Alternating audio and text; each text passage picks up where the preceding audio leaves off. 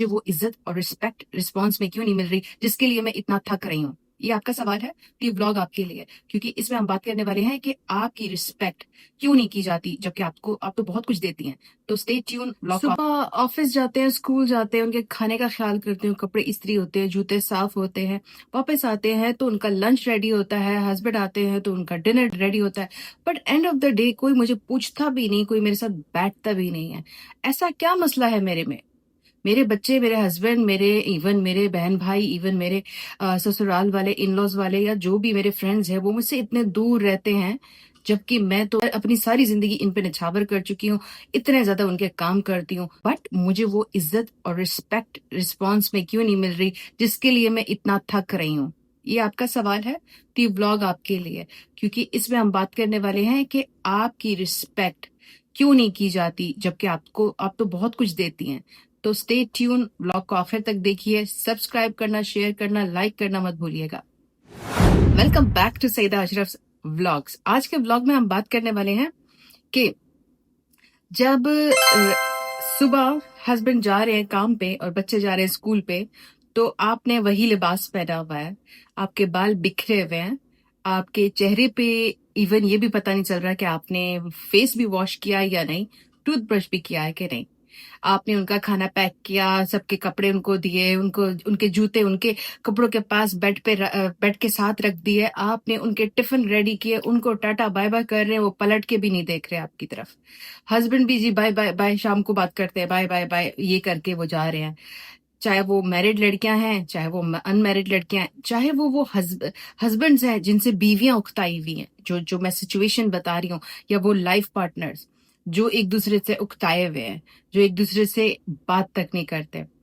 तो अब जी बच्चे आए, आप उसी हुलिये में हो, क्योंकि आपने सारा दिन उनका जो बखेरा हुआ था वो सारा आपने इकट्ठा किया, घर को साफ किया, सारा कुछ कर दिया।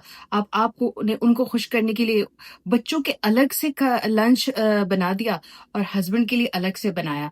अब बच्चे आए, उन्होंने खाना खाया, आपसे वो बात तक सही तरीके से नहीं करे, स्कूल में क्या हुआ जवाब अच्छा नहीं मिल रहा, आपको पता तो है ना, और स्कूल में क्या करके आए आपको पता तो है ना, अब क्या करना है आपको पता तो है ना, आपको ये वाला जवाब मिल रहा है।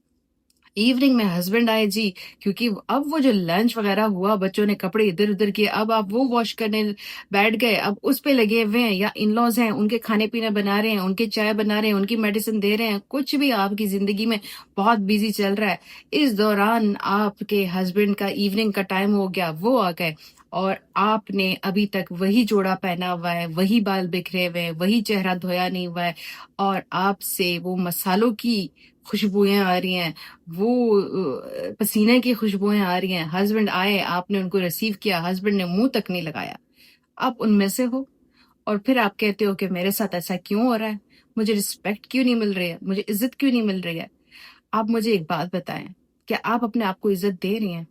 क्या आप अपने आप ख्याल रख रही हैं? क्या आप अपने आप को टाइम निकाल के दे रही हैं? ये जो सारा जितना भी टाइम है, इसमें आपका टाइम कहाँ है? मुझे तो नजर नहीं आ रहा, आपको कहाँ नजर आ रहा है? आप ये सवाल कैसे कर सकती हैं? आप मुझे एक बात बताएं, अगर लेट्स सपोज आपके हस्बैंड इसी तरीके से बदबू उनसे आ रही हो, उनकी शेव ना बनी हो, उनके कपड़े गंदे हो, उनके बाल बिखरे हुए हो, आप उनको मुंह लगाएंगी? आप उनको रिस्पेक्ट करेंगी? आप उनको इज्जत देंगी? नहीं ना। तो आप कैसे एक्सपेक्ट कर रही हैं? आपके बच्चे भी आपकी रिस्पेक्ट करना बंद कर देते हैं। आप अगर ये सोचते हैं ना कि मेरा जो खाना बनाना टाइम पे है, मेरा जो उनको कपड़े देना टाइम पे है, ये वो मोहब्बत से उनको बांधे रखेंगे, तो एक बात बताऊं, आपकी अब उनको जरूरत है। आप उनकी लाइक लव या केयर एहतराम में नहीं आते, आप उनकी अब जरूरत हो, उनको सब कुछ टाइम पे मिल रहा है, आप उनके लिए सिर्फ ऐसे एग्जिस्ट करते हो कि उनका हर काम टाइम पे हो रहा है, क्योंकि आपने उनको आदि जो कर दिया है, आप उनको सब कुछ करके दे रहे हो। जिसके कपड़े हैं वो कपड़े इस्त्री नहीं कर रहे, जिसके जूते हैं वो जूते साफ नहीं कर रहे, जिसका बैग है वो बैग सही नहीं कर रहा। बच्चा तो आजकल 3 साल में मुंह फट हो गया है, इतना वो बदतमीज हो गया है, इतना वो होशियार हो गया है, इतना वो स्मार्ट हो गया है। तो आप क्या एक्सपेक्ट करती हैं कि एक 3 साल, 5 साल, 10 साल, 15, 16, 17, 20 साल के बच्चों के आप खाने भी पैक कर रहे हो, बैग भी साफ कर रहे हो, जूते भी दे रहे हो, और हस्बैंड जो है, अब अगर वो बाहर जॉब कर रहे हैं तो आप घर में काम कर रहे हैं, तो आप दोनों तो इक्वल हुए, तो आप उसको थाली में परोस के सब कुछ दे रहे हो, बट आप खुद अपने आप को इतना गंदा रख रही हैं कि वो आपको 3-3 4-4 दिन तक उसी कपड़े में देखता है, उसी कपड़े में आपको सोते हुए देखता है, उसी कपड़े में उठते हुए देखता है, उसी कपड़े में आपको खाना बनाते हुए देखता है। कहाँ से अट्रैक्शन आएगी?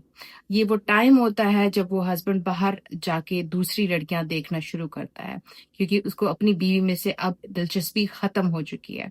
ये हकीकत है, इसको आप मान लें, तस्लीम कर लें। फिर आप कहते हो कि अगर हम उनके ये काम ना करें तो वो उनको हमसे गिला है। आप बैलेंस क्यों नहीं लेके आ रही? आप क्यों बैलेंस नहीं लेके आ रही? आपकी बॉडी जो है वो आउट ऑफ शेप हो रही है। आपने वर्कआउट छोड़ा हुआ है, आपने अपने पसंद का कुछ खाना बंद कर दिया है, आपने अपनी स्किन रूटीन, आपने अपनी हेयर केयर रूटीन, आपने अपनी वर्क रूटीन, डाइट, सब कुछ तबाह बर्बाद किया हुआ है। और फिर आप कहती हो कि वो मुझे रिस्पेक्ट क्यों नहीं करता या करती, जब आप खुद कोई रिस्पेक्ट नहीं दे रहे हो। आप कहाँ से नजर आ रहा है कि आप अपने आप को रिस्पेक्ट दे रही हैं? किधर से? आप मुझे सिर्फ इतना बता दें कि अगर पूरा दिन में आपको इतना टाइम नहीं मिल रहा कि आप जाके एक रिलैक्स शावर ले लें, प्रेस किए हुए कपड़े पहन लें, थोड़ा बहुत आप अपने स्किन केयर का ख्याल रख लें, बालों पे अच्छे से आप तेल लगाना है नहीं लगाना है, बट आपने जो भी जेल वेल लगाना है, जो भी स्प्रे लगाना है, जो भी हेयर ग्रोथ सीरम्स लगाने हैं वो लगा लो और अपने बाल कस के बांध लो और फिर आप अपने दिन का शुरुआत करो, तो आप में डिफरेंस लोगों को नजर आएगा। फिर जब लोगों को पता चलेगा कि इसने मुझे ये खाने का टिफिन इसलिए बना के दिया है कि अपना ख्याल रखने के बाद ये टिफिन की बारी आई है, तो वो भी आपकी रिस्पेक्ट शुरू करें। आप उनके टिफिन पहले बना रहे हो, उनके सब कुछ पहले कर रहे हो, बट आप जो है वे वो उसमें जा रहे हो, पीछे जा रहे हो, अपनी जिंदगी में पीछे जा रहे हो।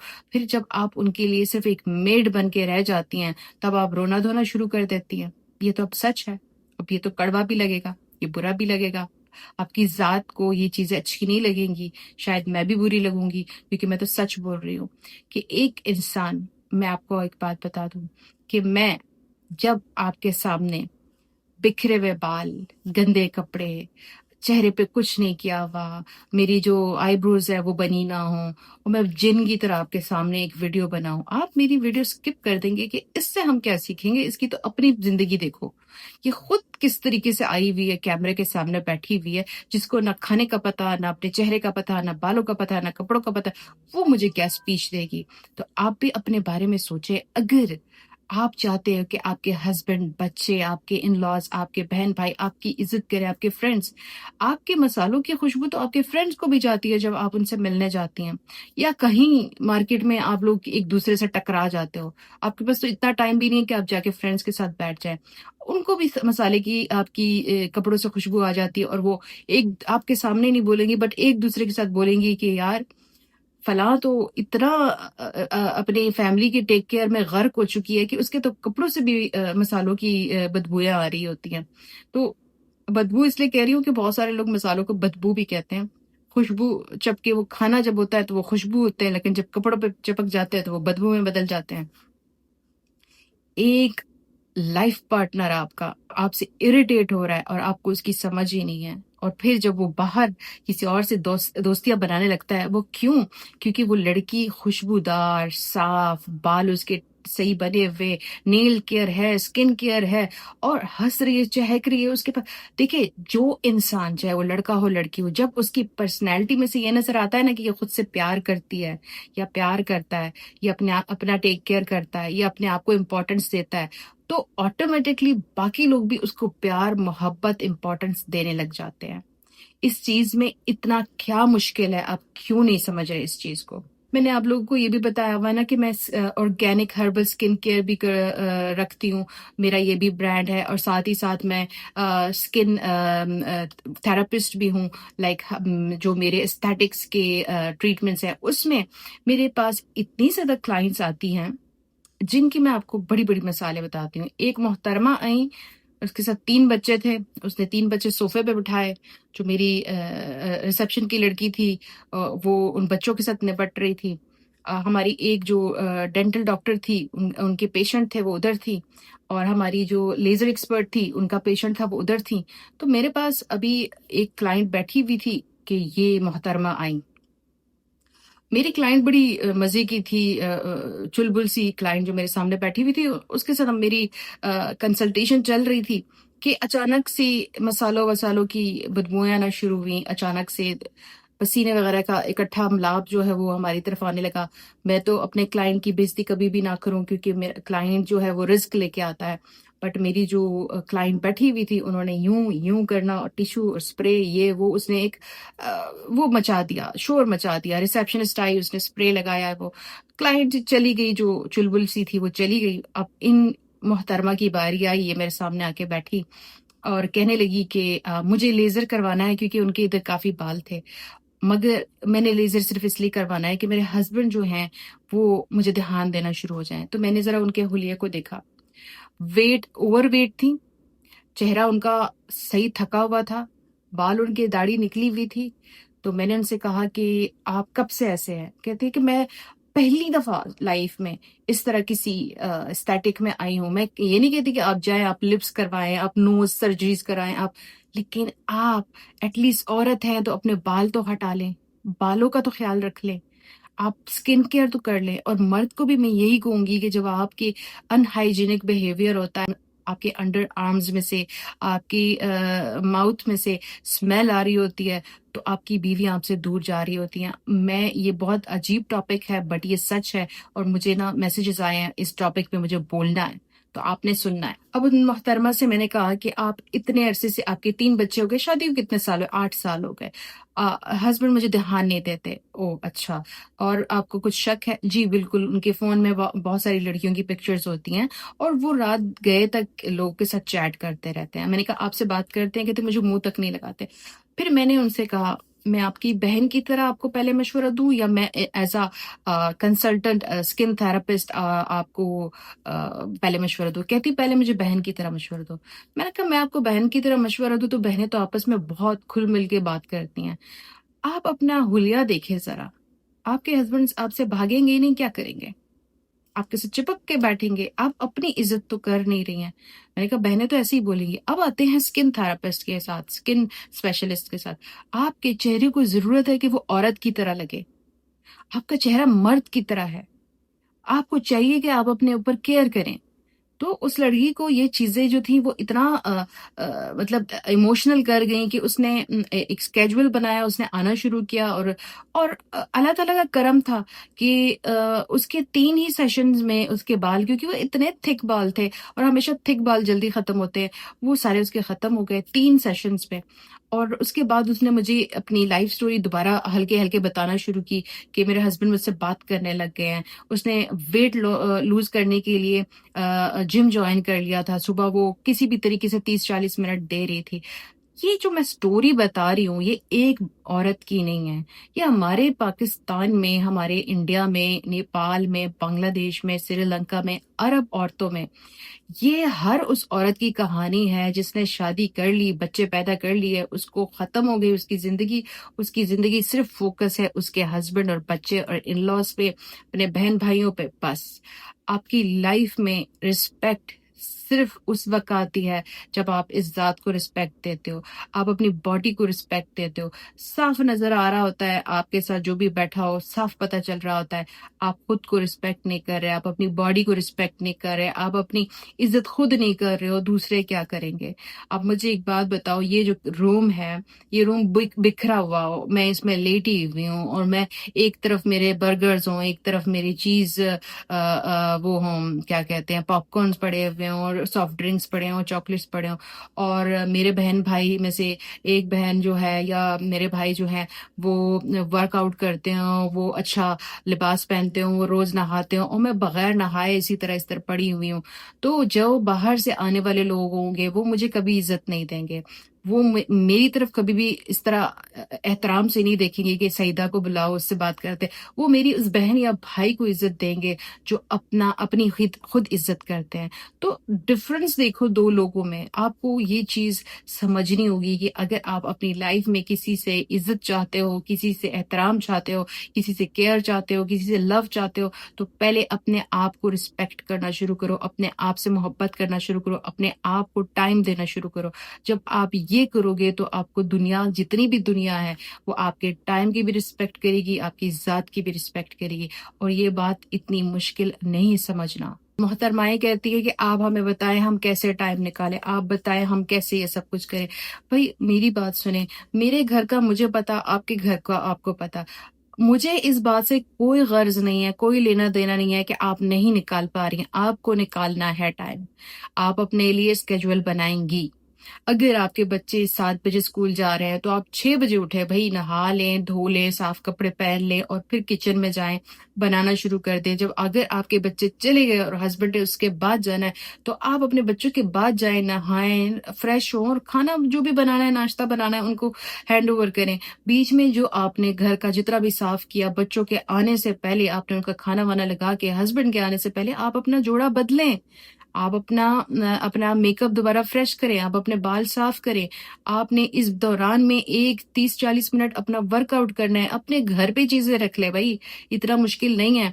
इतनी सस्ती चीज़ें मिल रही हैं, दराज़ में से, टीमों में से इतनी एक्सरसाइज़ की चीज़ें मिल रही हैं। मैट ले लें, आप तो 2-3 डंबल ले लें और उसमें तो इतने ज़्यादा एक्सरसाइज़ेज़ हैं डंबल से कि आप एक्टिव लगें, आपके चेहरे पे रौनक रहे, आपकी मुस्कुराहट आपके चेहरे पे हो, आपको कोई चीज़ बॉदर ना करे। अगर आप फ्रस्ट्रेटेड हो गए, आप अपने आप को टाइम नहीं दोगे, आपका हाइजीन लो होगा, आप अपने ऊपर फोकस नहीं करोगे, तो आपको कहीं से भी कोई बात आएगी, इन-लॉज़ में से, अपने फ्रेंड्स में से, अपने हस्बैंड से, बच्चों से, आप इरिटेट होंगे, आप उसका ड्रामा बनाओगे, आप तमाशा बनाओगे, आप तमाशा करोगे। इन तमाशों से निकलना है तो अपने आप को टाइम दो, अपनी ज़ात को टाइम दो और आपने इसमें एक्सरसाइज़ या जॉगिंग है वो ज़रूर ऐड करनी है। चाहे बेशक आप सुबह की नमाज़ के बाद जाएँ, 15-20 मिनट ही आप जॉगिंग कर लें। घर के सामने पाकिस्तान में या दुबई में या फिर अमेरिका, इंग्लैंड, कनाडा, ऑस्ट्रेलिया जहाँ पे भी हो, घर के सामने बहुत बड़ी जगह है, रोड है, वहाँ जाएँ, वॉक करें। इतने ऐसे घर में तो आप नहीं रहती होंगी किसी जंगल में कि जहाँ आप उठे और वॉक करें तो आपके ऊपर जी डाकू आ जाएँ या आपके ऊपर जी जानवर आ जाएँ। ऐसी जगहों पे तो हम भी नहीं रहते। जाएँ, वॉक करें 10, 15, 20 मिनट आपके चेहरे पे चहलकदमी करने से आपके चेहरे पे रौनक आती है। आपके जो पसीना निकलता है उससे आपके चेहरे पे सुर्खी आती है, आपका चेहरा गुलाबी पड़ जाता है।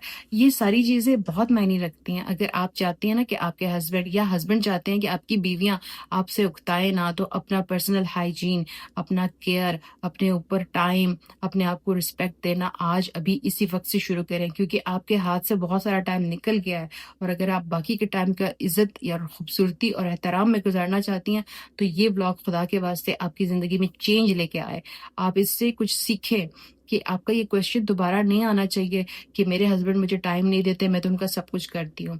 मेरे बच्चे मुझे इज़्ज़त से बात नहीं करते, मैं तो उनका सब कुछ करती हूँ। मेरे इन-लॉज़ मेरी आप अपने आप की इज़्ज़त खुद नहीं करते। आपको ये भी नहीं पता कि आप अपने आप से मोहब्बत करते भी कि नहीं। आखिर में पूरे दिन फ्रस्ट्रेटेड हो गए, आपसे किसी से बात भी नहीं होती। आप थकावट से आपके चेहरे पे जो है वो एक मायूसी चाहिए होती है। आप अपने अंदर ही अंदर अपने आप को कोस रहे होते हो, आप डिप्रेशन में गए होते हो, आप इतनी सारी चीज़ों का मुकाबला कर रहे होते हो बट आपको पता नहीं होता कि आप अपनी ज़ात पे कुछ भी इन्वेस्ट नहीं कर रहे हो, दूसरों पे आप अपनी पूरी ज़िंदगी निछावर कर चुके हो। अगर इस व्लॉग में आपको अपना आप दिखाई दे रहा है तो आज ही बदलना शुरू करें क्योंकि अगर आप नहीं बदलेंगे तो लोग तो कब के बदल चुके हैं, वो आपकी तरफ देखते भी नहीं है, वो आपको इज़्ज़त भी नहीं देते, वो आपका एहतराम भी नहीं करते। आज अभी इसी वक़्त बदलना शुरू करो क्योंकि ये आपकी अच्छाई के लिए है, मेरा इसमें पर्सनल कुछ भी बेनिफिट नहीं है। तो अपना ख़्याल बहुत सारा ख़्याल रखिए, अपने माइंड को पॉज़िटिव बनाने के लिए अपने ऊपर तवज्जो देना शुरू कर दें।